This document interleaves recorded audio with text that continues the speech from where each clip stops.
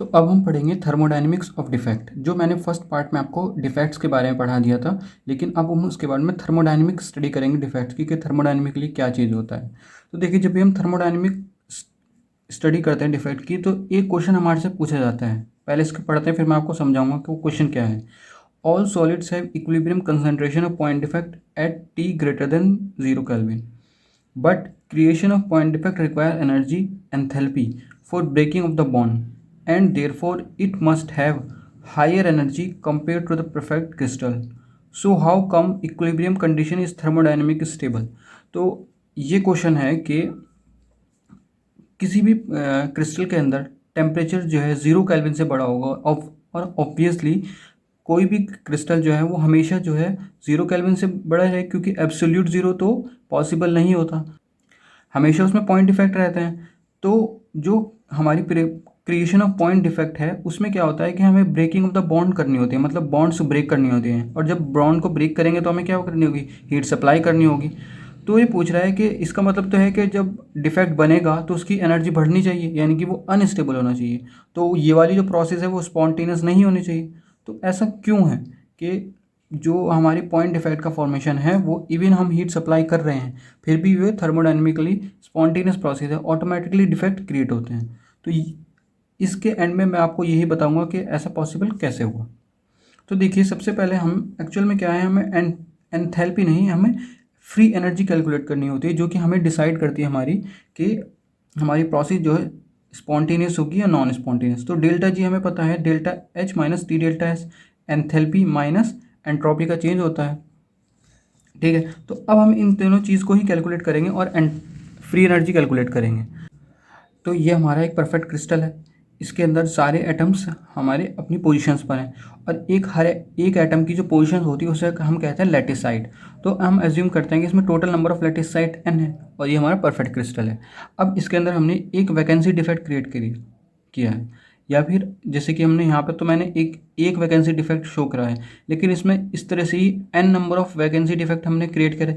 तो यहाँ पर हमने n को माना है number of point defect created. ठीक है, लाइक ये वैकेंसी डिफेक्ट। अब देखिए, जैसे ये वाला जो एटम है यहाँ से निकल कर गया, और ये जब यहाँ से निकलेगा तो हमें 4 बॉन्ड्स ब्रेक करनी होंगी। ठीक है, और बॉन्ड ब्रेक करने के बाद ये क्या होता है, हमारा वैकेंसी जो होती है वो कभी कभी सरफेस पर भी रहती है मोस्ट ऑफ द टाइम। तो यहाँ पर हम एज्यूम कर रहे हैं जो हमारा ये एटम निकल कर गया है वो सरफेस पर अटैच कर गया है। ठीक है, अब देखिए यहाँ पे 4 बॉन्ड ब्रेक करने पड़े, और बॉन्ड का फॉर्मेशन कितना है, एक बॉन्ड का। तो यहाँ पे हमें एनर्जी सप्लाई करनी पड़ेगी। अब जो हमारा पॉइंट डिफेक्ट वाला क्रिस्टल है उसे हम 2 से डिनोट कर रहे हैं, और जो हमारा परफेक्ट क्रिस्टल है उसे 1 से डिनोट कर रहे हैं। तो हमने डेल्टा एच जो कैलकुलेट करना था वो क्या होगा, H2 minus H1। Defect create होने के बाद कितनी एंथैल्पी आई, और डिफेक्ट क्रिएट होने से पहले कितनी एंथैल्पी थी। ठीक है, तो देखिए, अगर हमें एक डिफेक्ट को क्रिएट करने में HPD एंथैल्पी लग रही है, enthalpy required to create 1 defect, और हमने कितने डिफेक्ट क्रिएट करे, n डिफेक्ट क्रिएट करे। जब एक के लिए इतनी चाहिए थी तो n के लिए कितनी चाहिए होगी एंथैल्पी, n इंटू HPD। तो इसका जो हमारा डिफरेंस आ जाएगा वो आ जाएगा n into HPD, where n क्या है, number of point defect created, और HPD क्या है, enthalpy required to create 1 point defect. ठीक है, तो ये हमारी डेल्टा एच की वैल्यू तो आ गई 2। इक्वेशन हमने इसे 2 मान लिया, इसे इक्वेशन 1 मान रखा है। अब हम अपना सेकंड पार्ट निकालते हैं, एंट्रोपी वाला। तो देखिए, एंट्रोपी जो होती है वो 2 तरह की एंट्रोपी से मिलकर बनी है यहाँ पर, एंट्रोपी ऑफ वाइब्रेशन और entropy of configuration. Vibrational entropy क्या होती है वो बताता हूँ। देखिए, जो ये एटम्स होते हैं अपनी पोजीशन पे वाइब्रेट करते हैं, तो इसकी वाइब्रेशन की वजह से भी एंट्रोपी जनरेट होती है। अब यहाँ से जब हमारे कुछ डिफेक्ट क्रिएट होंगे तो वाइब्रेशनल एंट्रोपी भी चेंज होगी। तो इनका जो डिफरेंस होगा, मतलब S2 चेंज फर्स्ट सेकंड में कितना हो गया और फर्स्ट में कितना हो गया, वो नंबर ऑफ एटम्स या फिर लैटिसाइड्स जितने हमने पॉइंट डिफेक्ट क्रिएट करे उसकी वजह से होगा। जो हम उसे कैसे लिखेंगे, डेल्टा एस वी हमने माना है कि एक हमारे लेटेस्ट पॉइंट की वजह से कितनी एंट्रोपी का चेंज हो रहा है, और हमारे टोटल चेंज कितना आएगा। देखिए, एन पहले थी और एन पॉइंट डिफेक्ट क्रिएट हो गए, और बाद में तो टोटल लैटिस पॉइंट कितने हो जाएंगे, एन तो ऑटोमेटिकली थे ही, और जितने डिफेक्ट क्रिएट होंगे वो और बढ़ जाएंगे। तो टोटल तो हमारे पास कितने हो जाएंगे, फाइनली एन प्लस एन लैटिसाइड हो जाएंगे। पहले कितनी थी, एन, तो इनका डिफरेंस कितना आ जाएगा, सिर्फ एन आएगा। तो यानी कि एन और एक लैटिस पॉइंट से कितनी एंट्रोपी जनरेट हो रही है।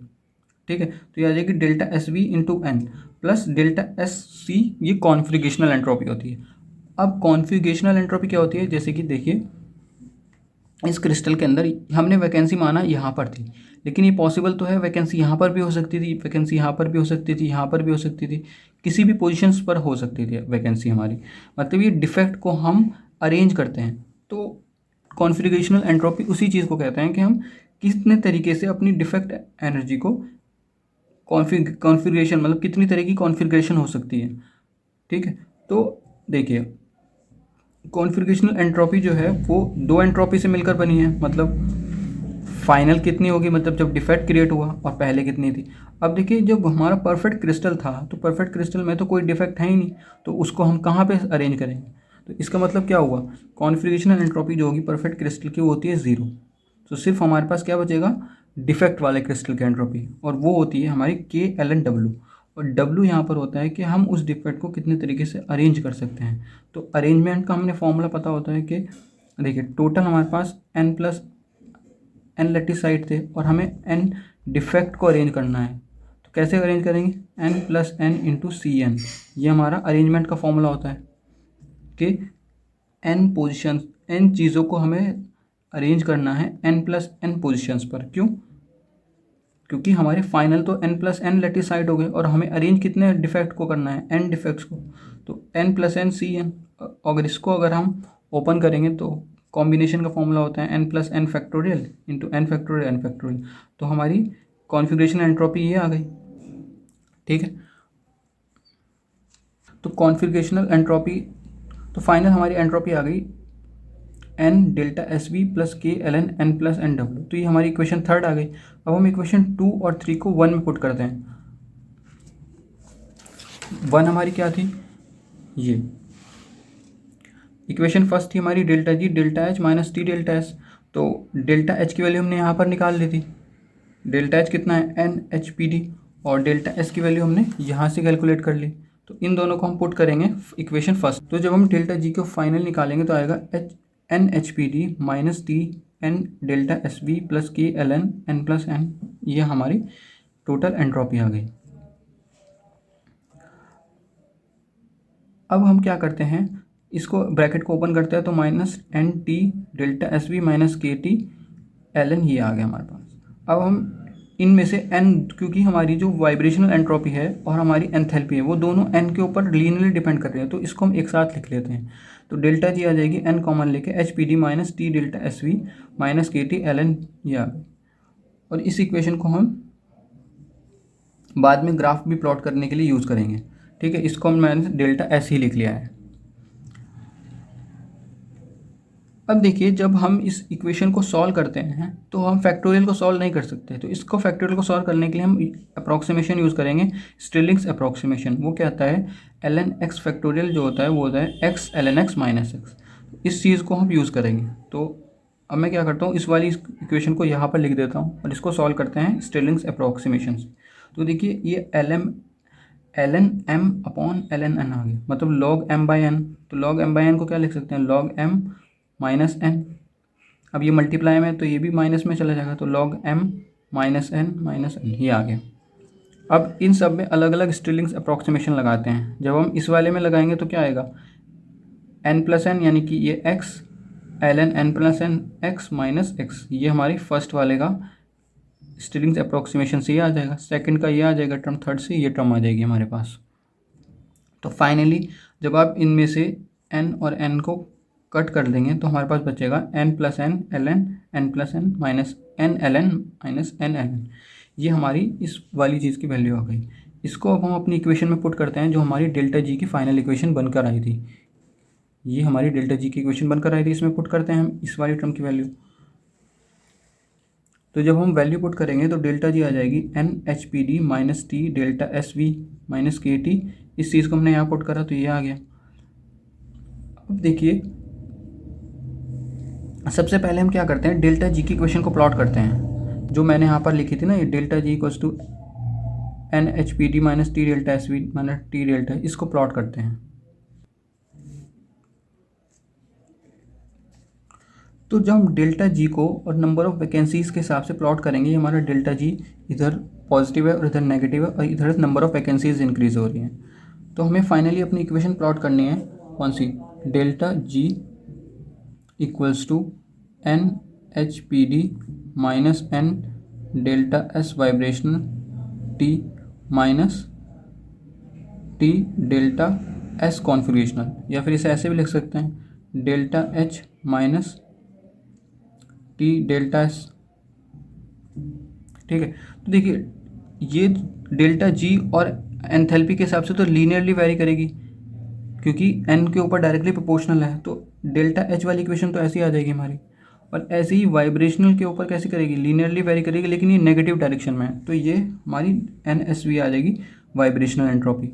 और अभी हमने कैलकुलेट करा था जो कॉन्फिगरेशनल एंट्रोपी है वो हमारी काफ़ी कॉम्प्लिकेटेड आई थी उसकी फॉर्म में, फैक्टोरियल की फॉर्म में, तो वो एक क्वाड्रेटिक इक्वेशन की फॉर्म में इस तरह से कुछ वेरी करेगी, ये हमारी कॉन्फिगरेशनल एंट्रोपी वेरी करेगी। अब देखिए इन तीनों को कॉम्बिनेशन जब हम करेंगे तो डेल्टा जी की हमारी फाइनल इक्वेशन जो बन के आती है वो ये इस तरह का ग्राफ प्लॉट होता है, यानी कि कोई एक बीच में ऐसा पॉइंट आता है जहाँ पे हमारी डेल्टा जी जो है वो मिनिमम होगी। ठीक है, डेल्टा जी मिनिमम। और आपको पता है कि डेल्टा जी मिनिमम कब होती है, जब इक्विलिब्रियम स्टेब्लिश हो जाता है। तो यही चीज़ कहा गई है कि जब डेल्टा जी मिनिमम होगा तो एन वी जो यहाँ पर वैकेंसी की कंसंट्रेशन होगी वो इक्विलिब्रियम कंसंट्रेशन होगी।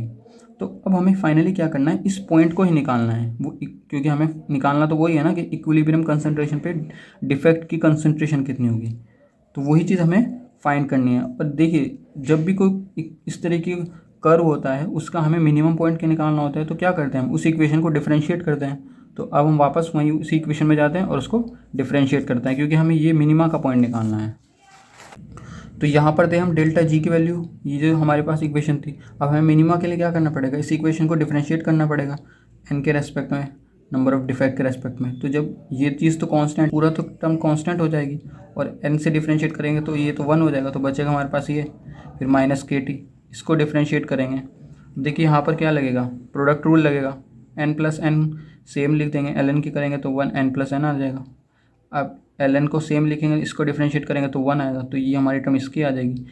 और एन एल एन को डिफरेंशिएट जब करेंगे तो 0 आएगा, क्योंकि पूरा की पूरी कांस्टेंट है। एन एल एन को करेंगे तो माइनस एल एन माइनस 1 आ जाएगा।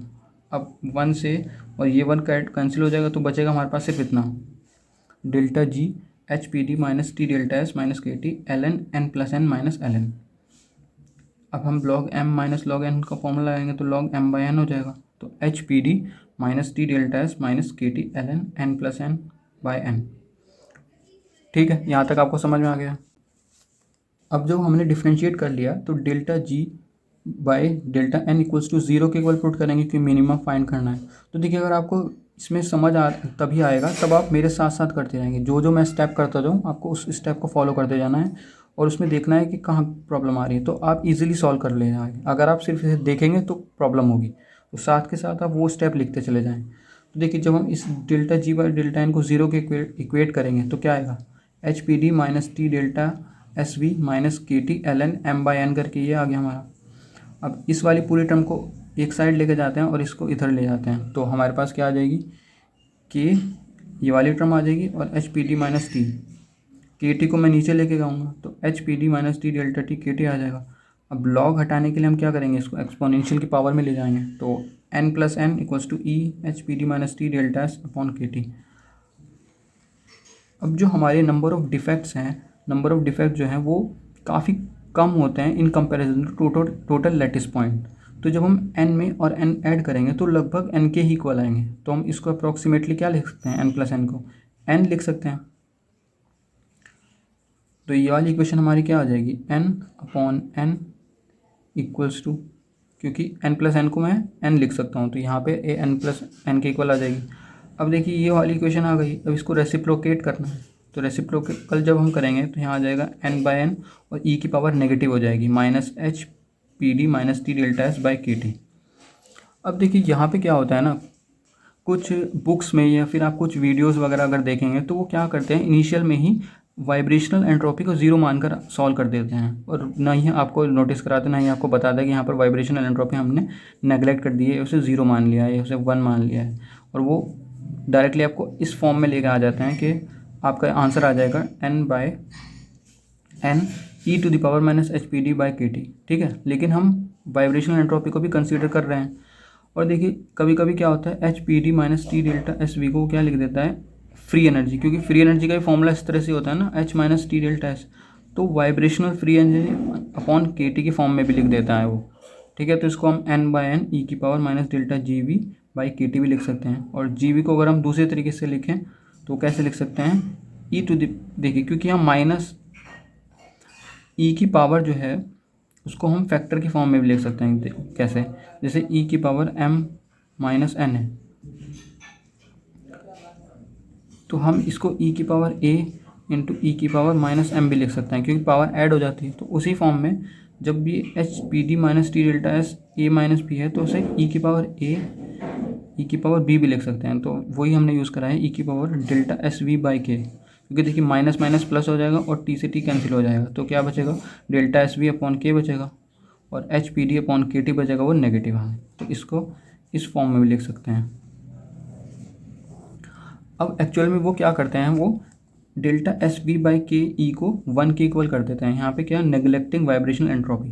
तो हमारा जो एक्सप्रेशन आ जाएगा वो आ जाएगा n/n e⁻ℎPD/KT, ठीक है। तो ये हमारी फाइनल इक्वेशन आ जाएगी। तो कभी भी आपको अगर कॉन्फ़िगरेशन ये निकालना हो कि वैकेंसी कंसंट्रेशन निकालना हो और अगर वाइब्रेशनल एंट्रोपी गिवन हो तो फिर आपको ये चीज़ कंसिडर करनी पड़ेगी। लेकिन मोस्ट ऑफ द टाइम आपको क्या मिलेगा, वाइब्रेशनल एंट्रोपी वो देगा ही नहीं। अगर वो नहीं देगा तो आपको उसको नेगलेक्ट कर देना है और सिंपल ये इक्वेशन लगा देनी है, ठीक है।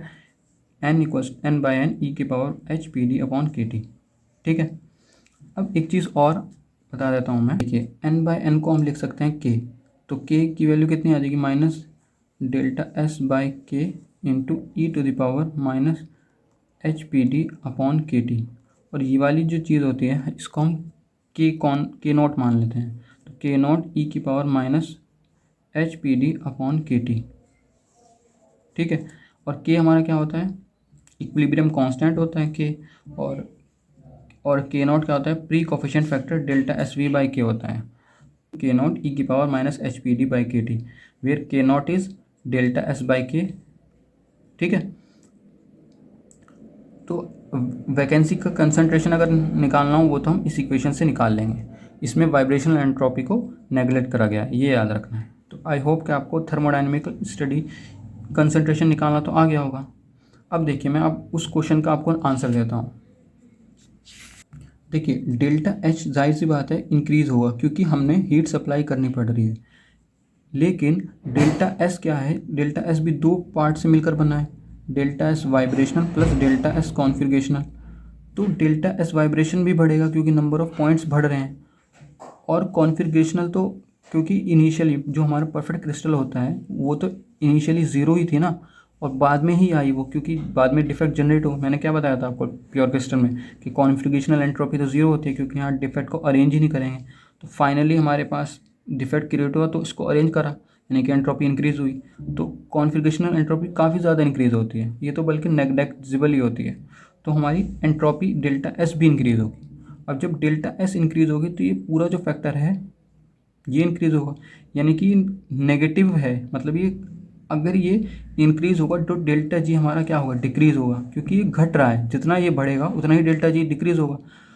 और इसका जो इफ़ेक्ट है वो ज़्यादा होता है, ये ज़्यादा इफेक्टिव होता है in comparison to delta H, मतलब ये ज़्यादा इंक्रीज़ करेगा in comparison to delta H के नंबर ऑफ़ वैकेंसीज़ एक हमारे इक्विलिब्रियम कंसंट्रेशन तक। इसी वजह से क्या होता है, हमारी डेल्टा G जो है इनिशियली डिक्रीज़ करती है और डिफेक्ट फॉर्मेशन होती है। ग्राफ से भी एक बार मैं बता देता हूँ। देखिए डेल्टा H तो हमारी इंक्रीज़ हो रही है जैसे जैसे हम बढ़ा रहे हैं, लेकिन जो हमारी T डेल्टा H जो कॉन्फ़िगरेशनल एंट्रोपी है वो काफ़ी ज़्यादा तेज़ी से डिक्रीज़ हो रही है, या फिर कह सकते हैं नेगेटिव डायरेक्शन में इंक्रीज़ हो रही है। और जब इन दोनों को हम डिफरेंस इफेक्टिव निकालेंगे तो डेल्टा G भी हमारा डिक्रीज़ करता जाएगा और एक पॉइंट तक डिक्रीज़ करता जाएगा, यानी कि यहाँ पर डिफेक्ट का फॉर्मेशन जो है वो स्पॉन्टेनियस है, मतलब यहाँ से यहाँ तक इक्विलिब्रियम स्टेब्लिश जब तक नहीं होगा डिफेक्ट इंक्रीज़ होंगे स्पॉन्टेनियसली, ठीक है। तो इक्विलिब्रियम जब तक स्टेब्लिश नहीं होगा डिफेक्ट्स का तब तक तो डिफेक्ट क्रिएट हो। तो यही कारण है कि डेल्टा एच बढ़ता है, लेकिन उसके साथ साथ डेल्टा एस जो है वो और ज़्यादा स्पीड से बढ़ता है, और डेल्टा एस बढ़ने का मतलब है डेल्टा जी का घटना। तो इसी वजह से तो क्या होता है, हमारी डिफेक्ट फॉर्मेशन जो है वो स्पॉन्टेनियस होती है, इवन दो कि हम हीट सप्लाई करते हैं। तो आई होप आपको ये कॉन्सेप्ट भी समझ में आ गया होगा कि डिफेक्ट का फॉर्मेशन क्यों होता है थर्मोडायनेमिकली जबकि हम हीट सप्लाई करते हैं। ठीक है, तो ये वाली चीज़ तो हमारी पूरी हो गई है। अब हम आगे कैलकुलेट करेंगे defect concentration in Frenkel defect and Schottky defect. तो सबसे पहले हम करते हैं अब शॉर्टकी डिफेक्ट के अंदर डिफेक्ट कंसंट्रेशन निकालना, मतलब नंबर ऑफ शॉर्टकी वैकेंसीज, ये शॉर्टकी डिफेक्ट निकालना। तो देखिए सबसे पहले शॉर्टकी डिफेक्ट के बारे में पता होना चाहिए। तो ये हमारा एक परफेक्ट क्रिस्टल है।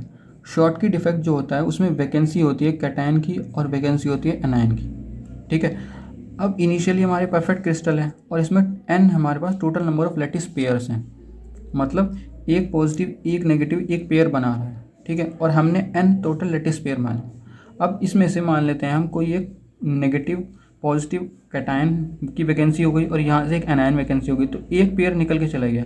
और एक पेयर निकल के चले जाने का मतलब है एक शॉर्टकी पेयर का मतलब एक शॉर्टकी डिफेक्ट क्रिएट होना, क्योंकि शॉर्टकी डिफेक्ट जो होता है वो कैटायन और एनायन दोनों की वैकेंसी के साथ क्रिएट होता है। ठीक है, तो total number of Schottky pair कितने क्रिएट हुए, n। और एक शॉर्ट की डिफेक्ट क्रिएट होने का मतलब है एक कैटायन वैकेंसी भी क्रिएट होगी और एक एनायन वैकेंसी भी क्रिएट होगी। ठीक है, तो यह तो हमारा शॉर्ट की डिफेक्ट है। अब देखिए डेल्टा जी जो होता है हमारा delta H minus T delta S है, और डेल्टा एच को हम लिखते हैं N into H P D.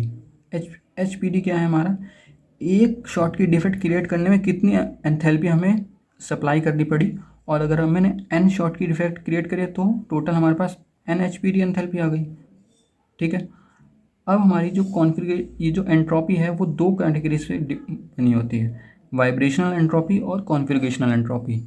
यहाँ पर हम इस डेरिवेशन को करने के लिए वाइब्रेशनल एंट्रोपी को नेग्लेक्ट कर देंगे, क्योंकि वाइब्रेशनल एंट्रोपी को नेग्लेक्ट कर देंगे। ये जो कॉन्फ़िगरेशनल एंट्रोपी होती है इसके कंपैरिजन बहुत कम है, तो यहाँ पर हम डेरिवेशन में वाइब्रेशनल एंट्रोपी का फिलहाल नेग्लेक्ट करके डेराइव करेंगे। तो हमें कैलकुलेट करना क्या है, कॉन्फ़िगरेशनल एंट्रोपी। अब देखिए कॉन्फ़िगरेशनल एंट्रोपी जो होती है वो होती है के एल एन डब्ल्यू। यहाँ पर के तो होता है बोल्ट्जमैन कांस्टेंट और डब्ल्यू है हमारी probability of arranging the defects. अब ये क्या चीज़ है अरेंजिंग द डिफेक्ट्स, देखिए जैसे कि ये कैटायन यहाँ पर क्रिएट हुआ था जो जिसकी वैकेंसी हुई। अब ज़रूरी नहीं कि यही वाला कैटायन होता, वो ये वाला कैटायन भी हो सकता था, वो ये वाला कैटायन भी हो सकता था, ये वाला कैटायन भी हो सकता था। तो ऐसे ही अगर हमने मान लेते हैं एन कैटायन हमने निकाले, तो एन कैटायन निकालने के बाद वो इन टोटल कितने लैटिसाइड्स थी, बड़ा वाला एन, तो इनमें से कोई सा भी निकल सकता है। तो उसी तरह हमें करना है कि उनको कितने तरीके से हम अरेंज कर सकते थे, उसी चीज़ को हम डब्ल्यू कहते हैं। अब कॉन्फ़िगरेशन एंट्रोपी में जो डब्ल्यू होता है वो बोथ कैटायन और एनायन का होता है, क्योंकि कैटायन भी रिमूव होंगे और एनायन भी रिमूव होंगे। तो कैटायन को भी हम कोई सा भी कैटायन हो सकता है, कोई सा भी एनायन हो सकता है, तो दोनों को अरेंज करना पड़ेगा। तो इनकी डब्ल्यू जो टोटल हमारा डब्ल्यू है W C into W A हो गया। अब देखिए कैटायन को अरेंज करने के लिए कितने तरीके हैं। तो देखिए अगर हमने एन कैटायन निकाले और टोटल कितने पोजीशंस हैं, एन पोजीशंस हैं हमारे पास टोटल, तो यानी कि एन कैटायंस को अरेंज करने का तरीका एन साइड्स पर। ठीक है, क्योंकि टोटल एन साइड्स हैं हमारे पास और हमने कितने कैटायन को रिमूव करा, एन को एन, क्योंकि N Schottky defect create करने के लिए हमें एन ही कैटायन निकालने पड़े। तो इसको अरेंज करने का तरीका क्या है, एन सी एन, मतलब कितने टोटल हमारे पास अरेंजिंग की पोजीशन है और कितनी चीज़ों को अरेंज करना है, तो एन सी एन आ गया। इसी तरह एनायन, क्योंकि जितनी एनायन होंगे उतने कैटायन होंगे, तो N C N equals to into N C N same ही हो गया, तो इसका स्क्वायर कर देंगे। अब हमें पता है कि कॉम्बिनेशन को सॉल्व कैसे करते हैं, N factorial into N minus N factorial into N factorial, इसका स्क्वायर। ठीक है, और डेल्टा एस अब फॉर्मूले में पुट करते हैं इसकी वैल्यू जो हमारे पास के एल एन डब्ल्यू था, तो डेल्टा सी कितना आ जाएगा, एस कितना आ जाएगा, K L N N factorial upon N minus N factorial N factorial into square. देखिए जब लॉग में पावर होती है तो वो मल्टीप्लाई में चली जाती है, तो ये हमारे पास कितना आ जाएगा, two K L N N factorial upon N minus N into N factorial. अब हम कभी भी जो फैक्टोरियल है उसको डायरेक्टली सॉल्व नहीं कर पाते, क्योंकि आगे हमें इसको डिफ्रेंशिएट करना पड़ेगा, तो फैक्टोरियल का डिफ्रेंशिएशन है नहीं। तो यहाँ पर हम स्टिरलिंग्स अप्रॉक्सीमेशन लगाते हैं, जो कहती है कि किसी भी लॉगरिथमिक फैक्टोरियल को हम लिख सकते हैं वो number log of x minus x, like log n।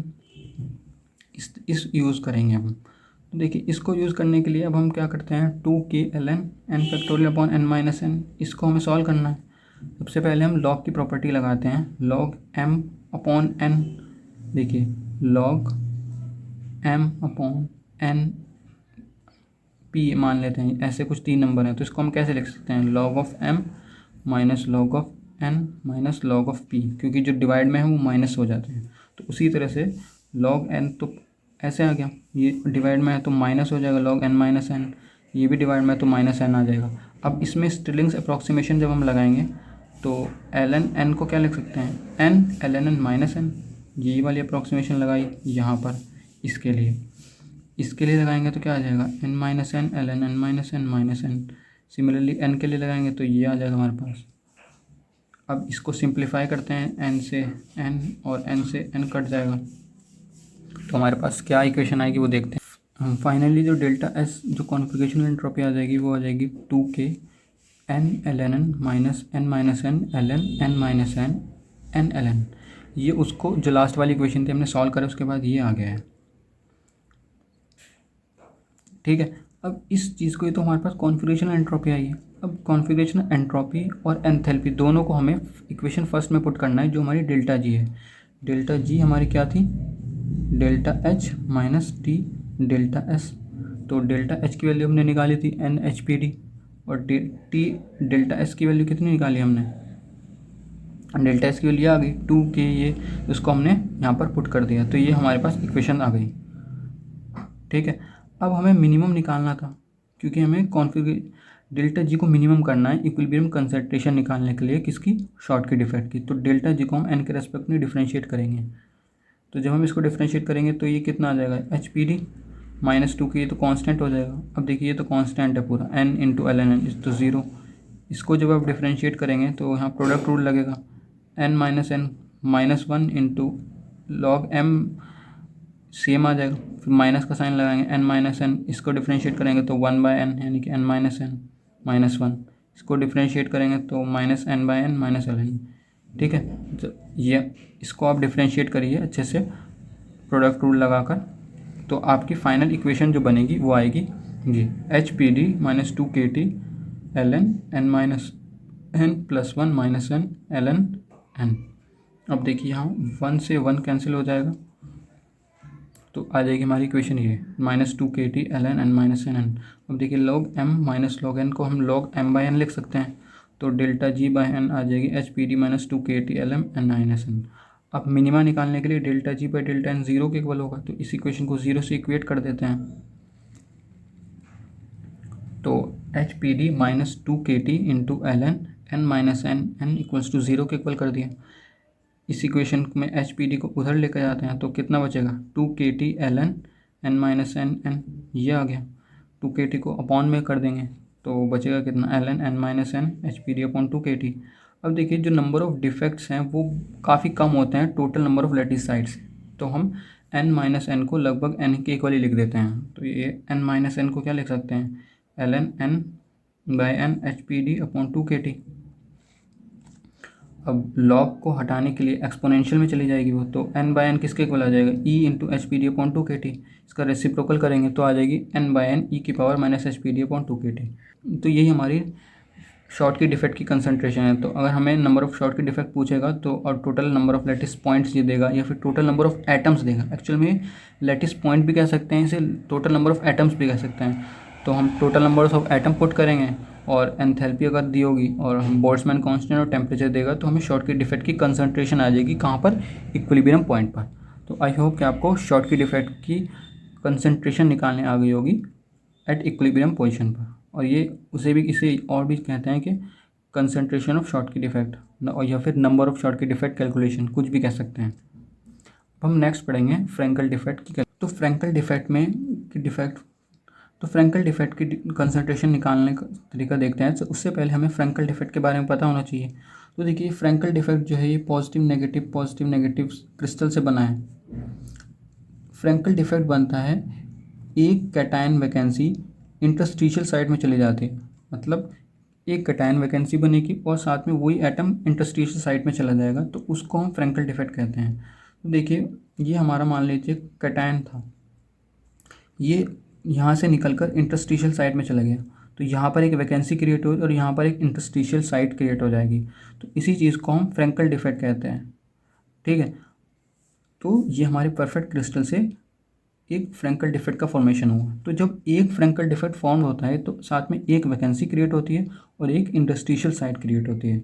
ठीक है, तो अगर हम मानते हैं कि n हमारे पास क्या है, total number of lattice sites, total number of lattice site किसे कहते हैं, ये जहाँ पर एटम्स रखे हैं, या फिर हम कह सकते हैं टोटल नंबर ऑफ एटम्स कितने हैं, उससे हमने n मान लिया और ni माना हमने total number of interstitial sites.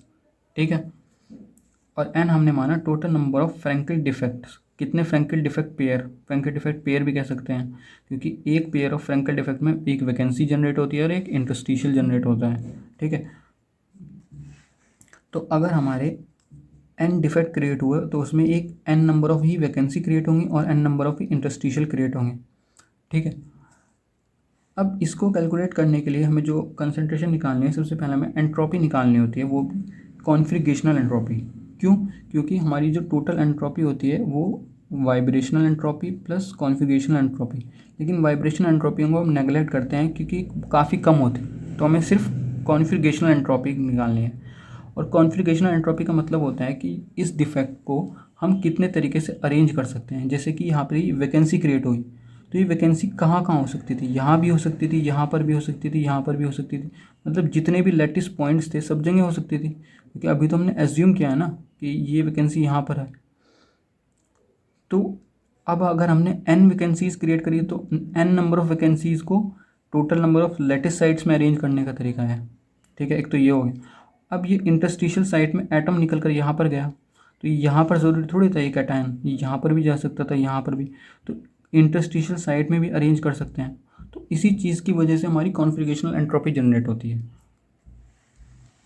तो टोटल हमारा जो प्रोबेबिलिटी ऑफ कॉन्फ़िगरेशन है उसको हम लिख सकते हैं वैकेंसी की वजह से और इंटरस्टिशियल की वजह से। ठीक है, अब वैकेंसी जो है वो तो हमारी लैटिस साइट्स के साथ अरेंज होगी, तो इसी वजह से नंबर ऑफ़ n वैकेंसीज़ को हम कहाँ पे अरेंज करेंगे, total number of lattice sites. तो जो हमारे इंटरस्टिशियल है वो interstitial total number of interstitial site में अरेंज होंगी। तो ये हमारे पास इक्वेशन आ गई। देखिए कुछ जगह क्या होता है, वो n और ni को इक्वल मान लेता है, तो काफ़ी इजी हो जाता है कैलकुलेशन, लेकिन वो एक सही तरीका नहीं है, क्योंकि पॉसिबल हो सकता है कि नंबर ऑफ़ लैटिस साइट और इंटरस्टिशियल जो है वो अलग अलग भी दे दे। ठीक है, तो हम एक जनरल केस बनाकर ही डेराइव करेंगे जब total number of lattice site equal नहीं होंगी total number of interstitial sites के। उसके बाद हम जब डेराइव कर लेंगे तो बाद में हम एज्यूम करके वो इक्वेशन भी निकाल लेंगे। ठीक है, तो अब इसको अरेंज करने का तरीका हमें पता है, n फैक्टोरियल अपॉन NCR को सॉल्व करने का इस तरह से आ जाएगा। NCR को सॉल्व करेंगे जब हम n factorial n minus n same इसी का आ जाएगा, बस ni का फ़र्क आएगा। ठीक है, और डेल्टा S हमने पता था कितना है, KLN W हमने यहाँ पर लिख दिया। अब देखिए log m इंटू n है, तो उसे कैसे लिख सकते हैं, log m plus log n। ठीक है, log mn को लिख सकते हैं ना, log m plus log n। अब हमें क्या निकालना है, हमने कॉन्फ़िगरेशन एंट्रोपी तो निकाल ली, लेकिन हमें एक्चुअल में क्या होता है ना, फ्री एनर्जी निकालनी होती है, क्योंकि फ्री एनर्जी को ही हम मिनिमाइज़ करते हैं। कभी भी इक्विलिब्रियम कंसंट्रेशन निकालने के लिए किसी भी चीज़ की हमें फ्री एनर्जी को मिनिमाइज़ करना होता है। तो फ्री एनर्जी हमारी होती है enthalpy minus T into entropy. और एंथैल्पी यहाँ पर क्या होगा कि एक फ्रैंकल पेयर को जनरेट करने में अगर हमारी HPD एंथैल्पी लग रही है, मतलब एक फ्रैंकल पेयर हमने क्रिएट करा तो इतनी एंथैल्पी लगी, और अगर हमने n फ्रैंकल पेयर करे तो n इंटू HPD करी। ठीक है, माइनस टी के और डेल्टा S की वैल्यू मैंने अभी पीछे कैलकुलेट करी थी, वो ये आ गई।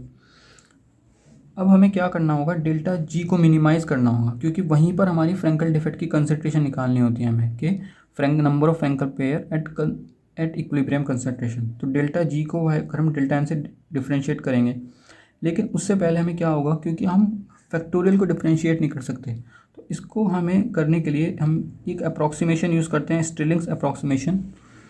जो कहती है ln n factorial equals to x ln x minus x। ठीक है, इसको हम यूज़ करेंगे तो सबसे पहले हम अपनी फर्स्ट इक्वेशन में से इतना वाला पार्ट जो है इसे सॉल्व करते हैं स्टिरलिंग्स अप्रॉक्सीमेशन से क्या वैल्यू आती है। तो देखिए जब हम ln n n minus n factorial को सॉल्व करेंगे तो आ जाएगा हमारे पास, सबसे पहले तो लॉग की प्रॉपर्टी लगेंगे, log m by A into B, तो log a minus log b minus log c, log n minus log n minus n, ये आ जाएगी। अब हर एक में हम स्टिरलिंग्स अप्रॉक्सीमेशन लगाएंगे, तो फर्स्ट वाले में लगाएंगे तो ये आ जाएगा यहाँ तक, सेकंड वाले में अप्रॉक्सीमेशन में लगाएंगे, इसमें लगाएंगे तो ये आ जाएगा, थर्ड में लगाएंगे तो ये आ जाएगा। जब आप इसको सॉल्व करेंगे तो हमारे पास फाइनल इक्वेशन ये बन जाएगी। ठीक है, तो ये तो हमारा एक पार्ट बन गया इसका, और बिल्कुल सिमिलरली इसी का भी वही आ जाएगा, बस वहाँ आई का फ़र्क होगा, जहाँ एन होगा वहाँ एन आई रिप्लेस कर देंगे उससे। तो जब हम फाइनल डेल्टा जी की इक्वेशन लिखेंगे तो N H P D minus K T, ये जो हमारी इक्वेशन आई थी इसे लिख देंगे पूरा का पूरा, और प्लस कर देंगे एन की जगह बस एन आई से रिप्लेस कर देंगे, तो सेम टू सेम इस तरह से ही लिखा जाएगा ये। अब आप इसको जब डिफ्रेंशिएट करेंगे तो एन को जब डिफ्रेंशिएट एच पी डी को, तो एन से तो 1 हो जाएगा और सिर्फ एच पी डी बचेगा और माइनस के टी।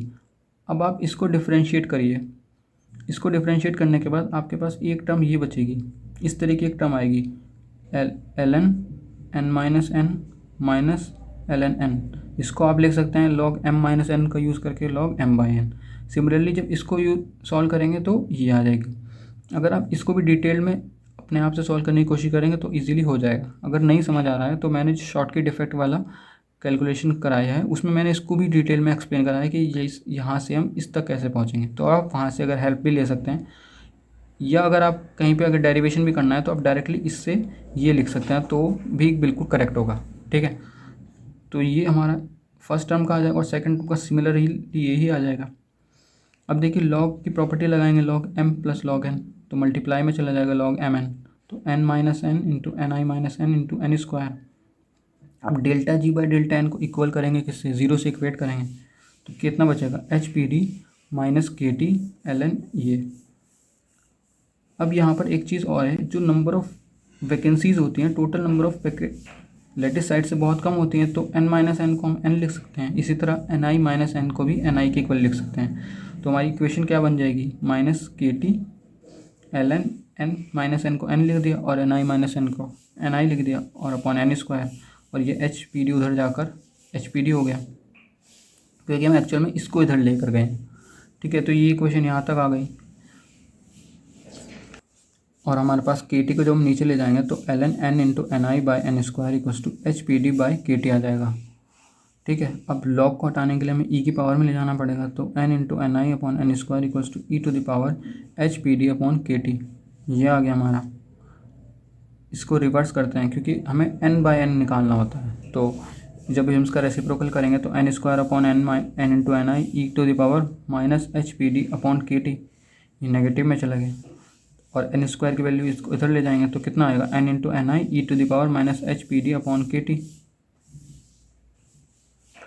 ठीक है, एन स्क्वायर, तो यहाँ से एन का रूट लेंगे तो N equals to N into N I half power E to the power minus H P D by 2 K T, ये पावर अपॉन में आ गई। और अगर हमें एन बाई एन निकालना हो तो इस इक्वेशन को एन से डिवाइड कर देंगे, तो एन बाई एन, जब इसको एन से डिवाइड करेंगे तो हाफ पावर बचेगी, तो N I by N 1/2 E to the power minus H P D by 2 K D.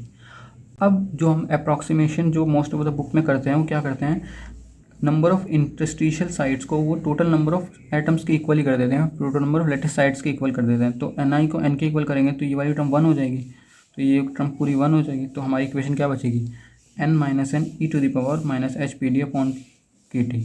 I hope कि आपको अच्छे समझ आ गया होगा कि फ्रैंकल डिफेक्ट में डिफेक्ट कंसंट्रेशन इक्विलिब्रियम पॉइंट पे कैसे कैलकुलेट करेंगे। ठीक है, तो ये हमारा थर्मोडायनेमिकल स्टडीज़ की पूरी होती है जो हमारी डिफेक्ट केमिस्ट्री है। अब हम आगे पढ़ेंगे डिफेक्ट रिएक्शन के बारे में, क्रोगन-रिंग नोटेशंस के बारे में। चलिए मिलते हैं फिर नेक्स्ट पार्ट में।